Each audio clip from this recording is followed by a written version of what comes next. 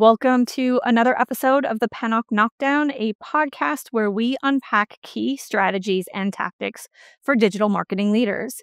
Today, I am joined by Jennie Gao. Jennie, welcome to the show. Thank you so much for having me, Nikki. It's good to talk to you again. Wonderful. Well, let's talk a little bit about what you're doing today. So, you are the founder of Versine Skin. It's a pregnancy safe multitasking skincare line that is anti inflammatory, antibacterial, and brightening. You're also the co founder at Narasure, and you're the maker of a dry nose relief product that includes rose geranium oil and vitamin C as main ingredients.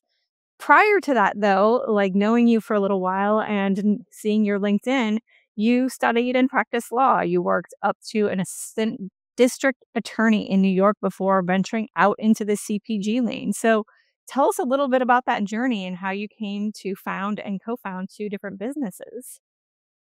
Yes, so I never expected to be a CPG founder. My background, as you said, is in law. So I went to Harvard Law School and then I worked in a corporate law firm in New York for years, focusing on regulatory stuff.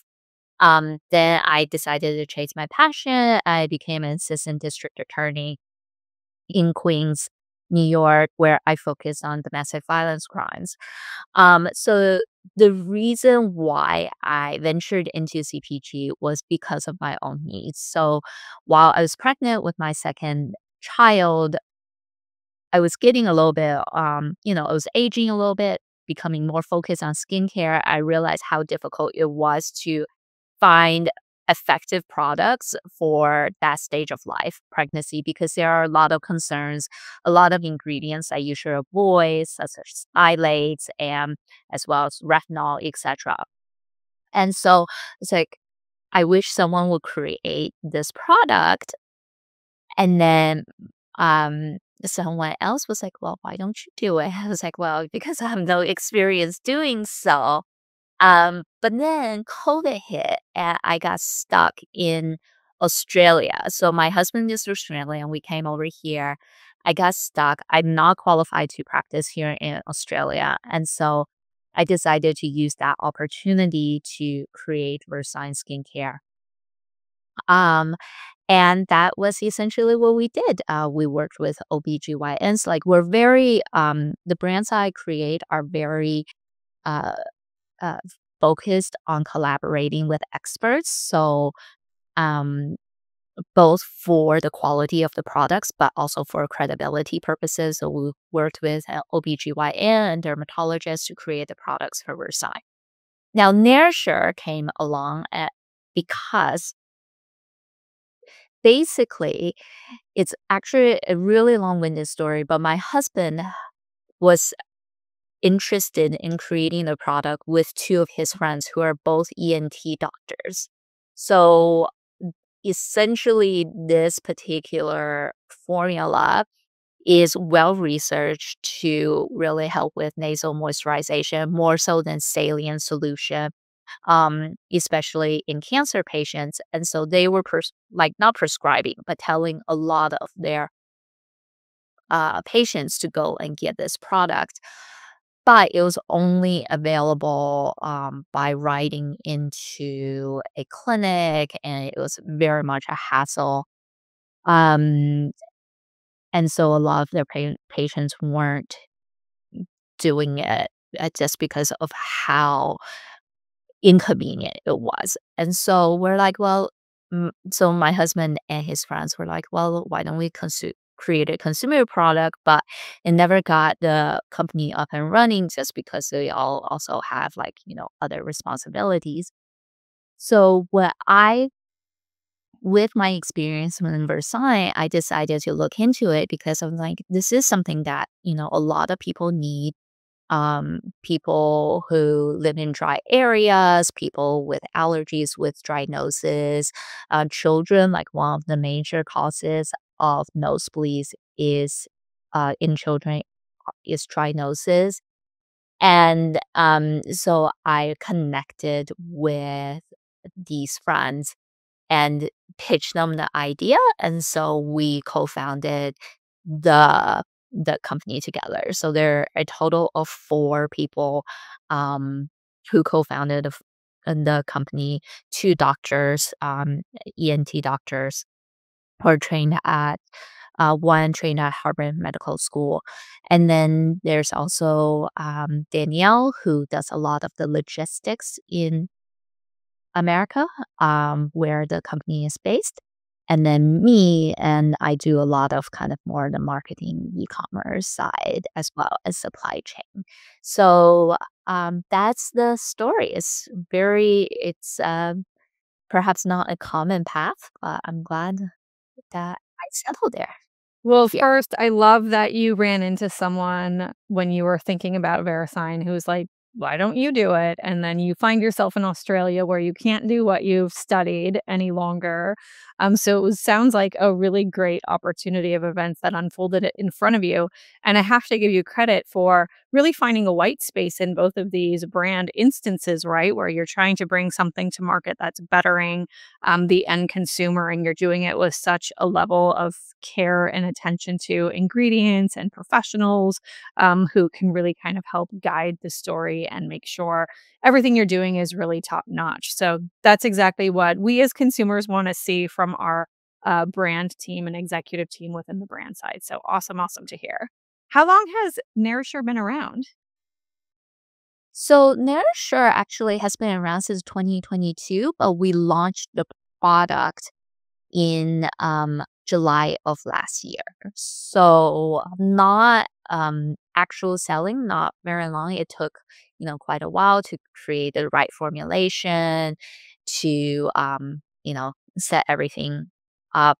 Um, but yeah, but we've launched on Amazon because that's where we find a lot of people go. It's very convenient. There's obviously prime shipping, etc. And so, um, we also have our own DTC site, but Amazon is one of the primary ways that we sell the product right now. It's been doing really well, so we're very excited, and we're thinking about we're formulating other formulas, things that um, so the rose geranium product, for example, has a little bit of a scent. It does it does serve a purpose. The rose geranium is anti-inflammatory, which obviously helps with a lot of the things that people deal with when it comes to dry noses. However, there are some the customers who really don't like the scent, so we're expanding the range as well. Lovely. Well, and you mentioned that the companies in the United States, you're not. Are you shipping to different parts of the globe, or is it a US, based and serviced business at this point? It's a US based business. The product is made in the United States. With And we're focusing on the US because it is such a big market. It's where um, you know, most of our team is. In addition, we are completely bootstrapped. And so we want to focus on kind of getting the messaging right, getting the supply chain right, making sure that it's a product where and we can consistently, smooth out any wrinkles before we expand to any other locations. Yeah. I'm not that familiar with the dry nose space. Like, to me, it's very seasonal. Do people suffer all year round? Because I was thinking Australia, opposite winter, kind of perfect opportunity to keep the sales volume up throughout the year. Yes.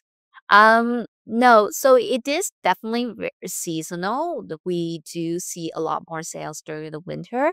However, a lot of people suffer from dry noses, from a variety of conditions. So there's some locations in America, for example, Denver, Colorado, they're just more dry naturally.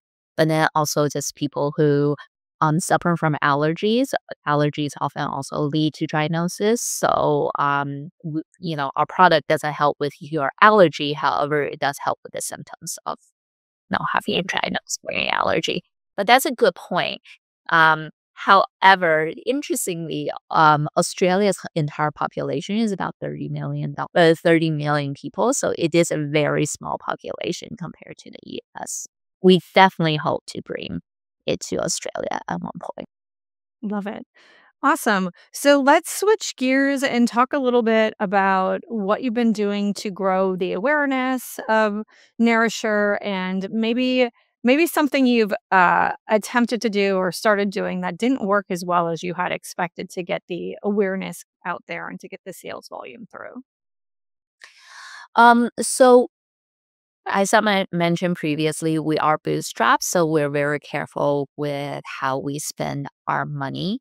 Um, and we focus on two things initially. One is Amazon ads, because that's where we currently sell. Also, it's more targeted, right? So on Amazon, people come and search for a particular thing.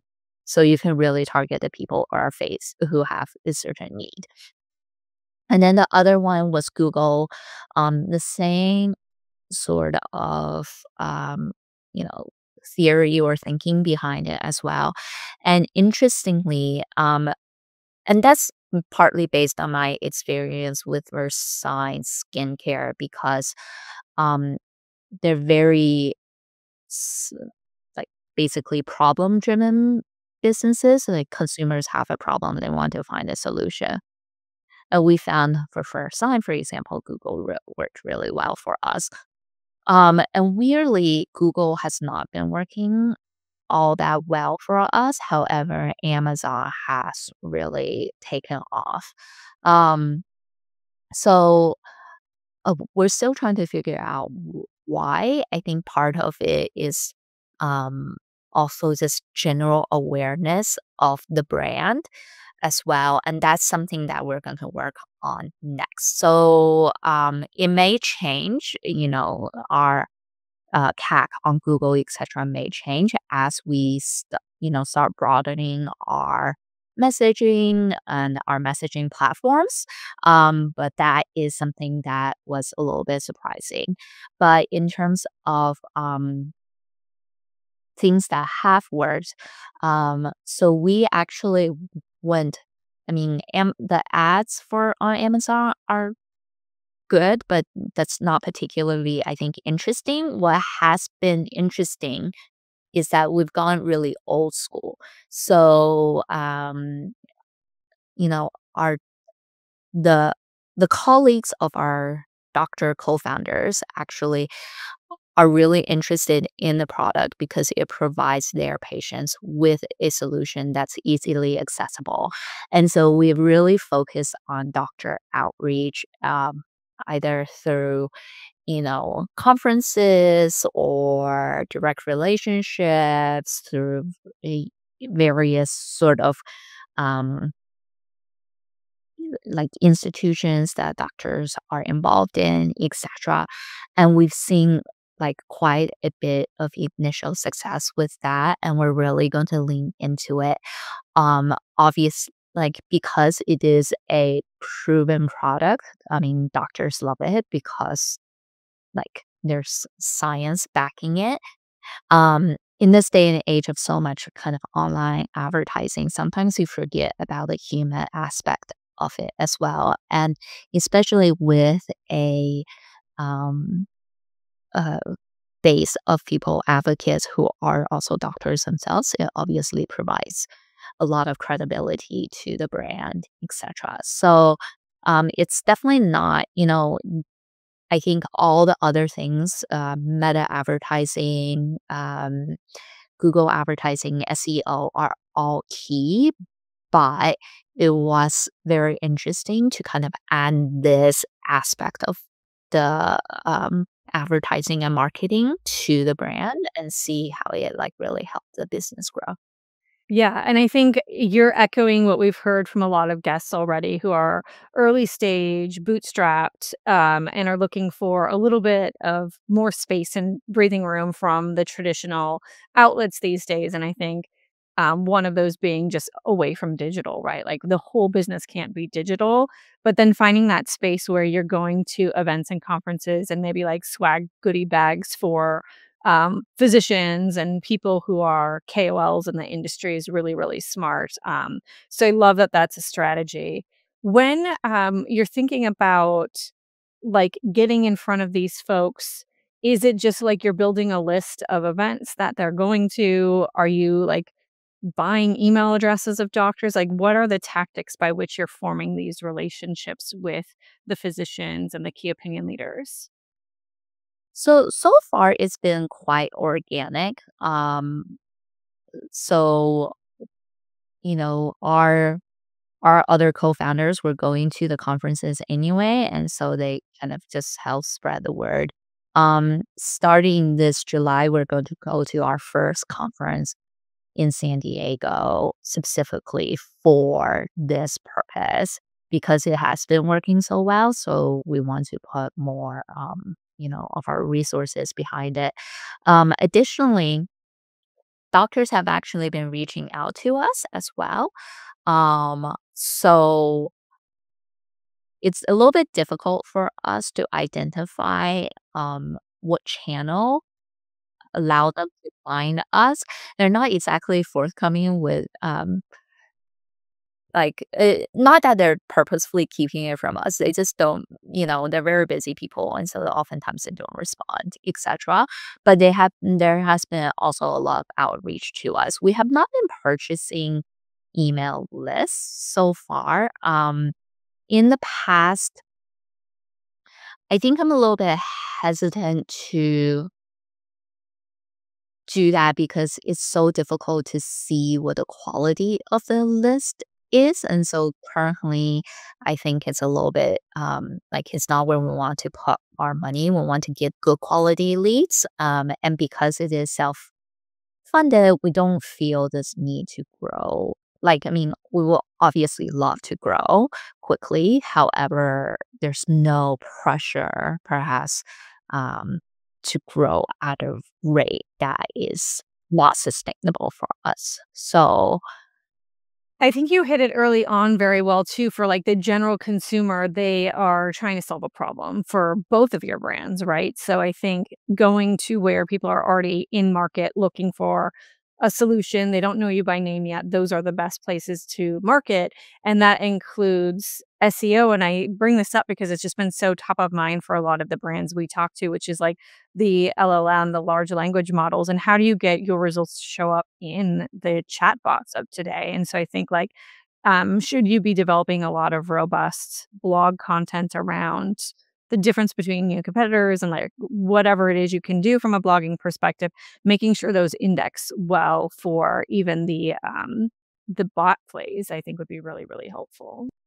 yes.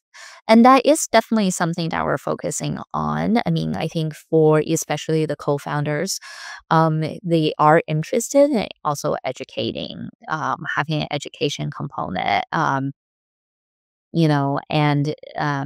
you make a good point, which, um, I think SEO has like traditionally been so focused on search results, but with AI becoming so prominent and important in the days of lives of everyday people. So it is something that we have to look into. So I might chat with you later about that as well, just to get some more insights. Awesome. I did want to tell you too, this is something, as a marketer, I even learned about kind of late in the game. There are products like RB2B that allow you to put a pixel on your website and start to track the trackable traffic to your website. So, in the event more physicians are coming and key opinion leaders are coming to your website but aren't taking action, at least you have like a record of the ones who are sharing data with tools like RB2B, and you can see who comes to your website. And like I have to tell you, when I put this on our agency website, I was like, how are we not going after our ICP? So many of the people coming to our website were not in the lane of brands we service. So it was really eye opening to see. So I would recommend putting it's just like one pixel of code on your website. It loads into a Slack channel, and you can see as people hit the website who they are, their LinkedIn profile, all of that stuff. Okay, and what's the tool again? Do you mind telling Yeah, me? it's RB2B, just those, Uh, yeah, she 3 letters and the number 2. Okay. I'll share it Great. in the show notes since we're talking about it so much, and I'll give it to you before we hang up today. Um, Thank I learn something the every single time I speak to you, by the way, Nikki. Oh, good, I'm glad. I mean, I didn't mean to go that nuanced on today's conversation, but here we are. Yeah. Jenny, you told us a bunch of different things that are going on with you from what's working, a few things you've tried that are like, "Meh." Is there anything else you're thinking about for, like, the second half of 2025 that goes beyond the areas you just spoke to? Hmm.